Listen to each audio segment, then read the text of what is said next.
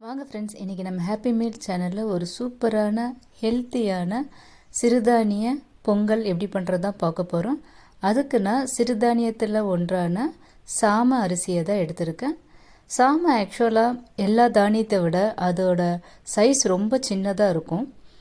In fact பொங்கலுக்கு நமக்கு நல்ல குழன்னு இருந்தால் தான் ரொம்ப நல்லாயிருக்கும். அதனால் பச்சரிசிக்கு பதிலாக இந்த தானியத்தை பயன்படுத்தி செஞ்சு பாருங்கள், சும்மா சூப்பராக இருக்கும் வெண்பொங்கல். வாங்க இந்த பொங்கலுக்கு தேவையான இன்க்ரீடியண்ட் என்னென்னு பார்க்கலாம். அதுக்கு நான் இங்கே 1 கப்பு அளவுக்கு சாம அரிசி எடுத்திருக்கேன். எந்த கப்பில் அளந்தோனோ அதே கப்பில் பாதி பாசிப்பருப்பு எடுத்திருக்கேன். அதுதான் இதோட ரேஷியோ 1:1/2. அதுக்கப்புறம் நல்லா அவங்களுக்கு முழு அந்த பெப்பர் எடுத்துக்கோங்க. தேவையான அளவுக்கு ஒரு 2 ஸ்பூன். அது மாதிரி 2 ஸ்பூன் சீரகம், நல்லா ஒரு துண்டு அளவுக்கு இஞ்சி நல்லா இது மாதிரி தோல் எடுத்துகிட்டு கட் பண்ணி வச்சுக்கோங்க. பெருங்காயம் 1.5 ஸ்பூன், உப்பு தேவையான அளவுக்கு. அதுக்கப்புறம் கார்னிஷ் பண்ணுறதுக்கு கொத்தமல்லி, கருவேப்பிலை, பாதாமுக்கு பதிலாக கேஷ்யூ கூட எடுத்துக்கலாம். பட் நான் இங்கே பாதாம் யூஸ் பண்ணியிருக்கேன். பால் கொஞ்சம் ஒரு 1/2 டம்ளர் பால் இருக்கலாம். ஆயில் நல்லா உங்களுக்கு பீனட் ஆயில் எடுத்துக்கலாம், இல்லாட்டி எந்த ஸ்மெல் இல்லாத ஆயில் எடுத்துக்கோங்க. கீ கடைசியில் யூஸ் பண்ணுறதுக்கு. ஸோ சிறுதானியத்தை நல்லா நம்ம கழுவணும். யூஸ்வலாகவே அதில் நிறைய இது இருக்கும், ஸோ டஸ்ட்டெல்லாம் இருக்கும். நல்லா ஒரு 4-5 தடவை அதை கழுவி எடுத்துக்கோங்க பருப்போடு சேர்த்துட்டு. இன்றைக்கி நான் குக்கர் யூஸ் பண்ண போகிறதில்ல, ஸோ அப்படியே இதே சட்டியில் தான் நான் வேக வைக்க போகிறேன். அதனால் நீங்கள் யூஸ்வலாக பண்ணுற அளவு தண்ணியோட கூட 1 டம்ளர் எக்ஸ்ட்ரா சேர்த்துக்கோங்க. ஏன்னா இதை குறைஞ்சாலும் உங்களுக்கு ஒன்றும் இல்லை, நம்ம ஆட் பண்ணிக்கலாம் குக்கர் இல்லாதனால. ஸோ அதனால் 1க்கு 3 மடங்குன்னு சொல்லி நாங்கள் எடுத்துருக்கேன் இதில். ஸோ அப்படியே இதில் வச்சு கொதிக்க விட போகிறேன். நல்லா இது மாதிரி கொதிக்கிற ஸ்டேஜில் பார்த்தீங்கன்னா மேலே எல்லாம் நுர கட்டி வரும் அந்த இதெல்லாம். ஸோ அதெல்லாம் முடிஞ்ச அளவுக்கு நீங்கள் அந்த ஸ்டார்ச்னு சொல்லுவாங்க, அதெல்லாம் நம்ம எடுத்துடலாம். ஸோ நிறைய இது மாதிரி ரைஸ் சிறுதானியம் இருக்கிறதுனால அதுலேருந்து வந்திருக்கும். நம்ம யூஸ்வலாகவே அரிசிலையும் இது மாதிரி மேலே வரும். ஸோ அந்த வெள்ளைன்னு இருக்கிறது மட்டும் நீங்கள் தூக்கி எடுத்துடலாம். ஸோ இது மாதிரி நல்லா ஓரளவுக்கு இப்படி கொதிக்கவும் அதை குறைச்சி வச்சிட வேண்டியதுதான். குறைச்சி வச்சு மூடி ஒரு அட்லீஸ்ட் ஒரு 10 to 15 மினிட்ஸ் இருந்தாவே இது நல்லா வெந்துருங்க. சாமைக்கு ரொம்ப டைமில் எடுக்காது. பட் ஆனால் நீங்கள் கனமான பாத்திரத்தை எடுத்துக்கோங்க, ஏன்னா அடி பிடிக்கும். ஸோ அதனால் நல்ல கனமாக இருக்கணும் நீங்கள் யூஸ் பண்ணுற பாத்திரம். இதுக்கு குக்கர் இல்லைன்னா நான் சொல்கிறேன். நல்லா இந்த ஸ்டேஜில் வெந்துருச்சு ஒரு மாதிரி. ஸோ நல்லா குறைச்சி வச்சுட்டு இப்போ இதுக்கு நான் சொன்ன அதே பால் உங்களுக்கு முடிஞ்ச அளவுக்கு ஒரு நான் கொஞ்சம் தான் ஆட் பண்ணுறேன். நான் யூஸ்வலாக ஒரு 1/2 டம்ளர் நீங்கள் போட்டாவே போதும். அதோட ஃப்ளேவர் என்ஹான்ஸ் பண்ணும் மில்க். இது காய்ச்சாத மில்க்கு தான். அப்படியே சேர்த்து இந்த இது ஆஃப் பண்ணாமல் இருக்கணும் சட்டி. ஸோ அந்த ஸ்டேஜில் சேருங்க. அதுக்கப்புறம் தேவையான அளவு உப்பு.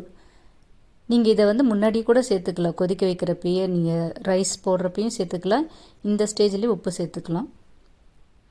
ஸோ நல்லா இது ஈவனாக இந்த பால் உப்பு ரெண்டுமே மிக்ஸ் ஆகணும். நல்லா குறைச்சி வச்சுக்கோங்க. இப்போ இந்த ஜிஞ்சர் நான் குட்டியாக கட் பண்ணி வச்சுருக்கேன்ல, அதை என்ன பண்ணுறேன், கொஞ்சம் இடிக்க போகிறேன். சீரகமும் பெப்பரும் போட்டு, கொஞ்சமாக சீரகமும் பெப்பரும். இது நல்லா இடிக்கிறப்ப அதோட சாறு நல்லா வெளியே ஒரு ஜிஞ்சரோட சாறு. அது மாதிரி முழுசாக பெப்பர் போட்டால் நிறைய பேர் அதை சாப்பிடாமல் எடுத்து வச்சுருவாங்க. ஸோ பட் பெப்பர் இப்படி இடித்து போடுறப்ப அது நல்லாயிருக்கும். அதோட காரத்தோடு நம்ம சாப்பிட்றப்ப தெரியாது வாயில் நமக்கு சாப்பிட்ற டைமில். ஸோ அதனால் பாதி மிளகாய் இது மாதிரி இடித்து, அது மாதிரி பாதி சீரகத்தை இது மாதிரி ஜிஞ்சரோடு இடித்து நீங்கள் சீசனிங் பண்ணுறப்ப சேர்த்தா ரொம்ப நல்லாயிருக்கும்.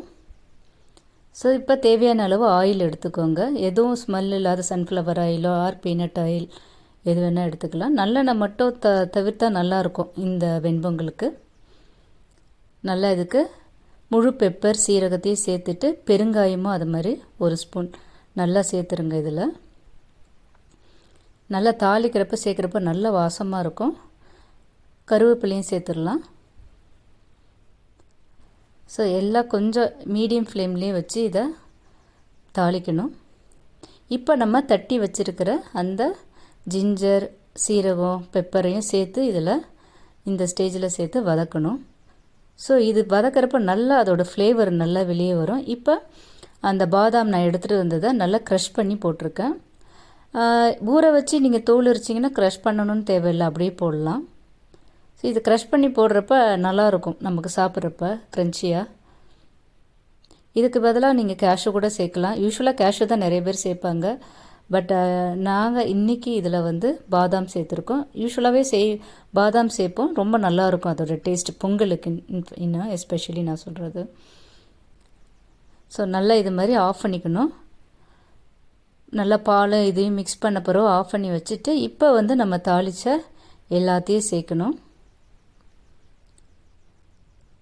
ஸோ நல்லா இது மாதிரி எல்லாத்தையும் எடுத்துடுங்க. வா, சூப்பராக கமகமன்னு வாசம் வருது தாளிப்பு சேர்த்த உடனே.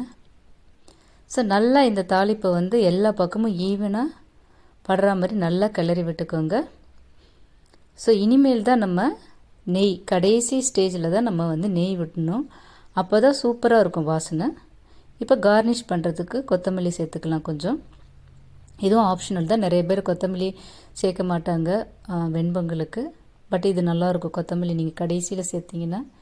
இது மாதிரி 2லேருந்து 3 ஸ்பூன் உங்கள் தேவைக்கேற்ற அளவுக்கு நீங்கள் நெய் சேர்த்துக்கலாம். ஸோ இங்கே வந்து நாங்கள் 3 ஸ்பூன் சேர்த்துருக்கோம் நெய். இதுக்கு கடைசியில் இது மாதிரி சேர்த்து கிண்டுறப்ப தான் அதோட டேஸ்ட் சூப்பராக இருக்கும், நெய்யோட வாசனையும். ஸோ நிறைய பேர் தாளிக்கிறப்பையும் சேர்ப்பாங்க, பட் நாங்கள் தாளிக்கிறப்ப சேர்க்கல, கடைசியில் இது மாதிரி கிண்டுறப்ப தான் நாங்கள் சேர்த்துருக்கோம். ஸோ சூப்பராக ரெடி ஆகிடுச்சு நம்ம சாம பொங்கல். சாமையில் நிறைய ஹெல்த் பெனிஃபிட் இருக்குங்க.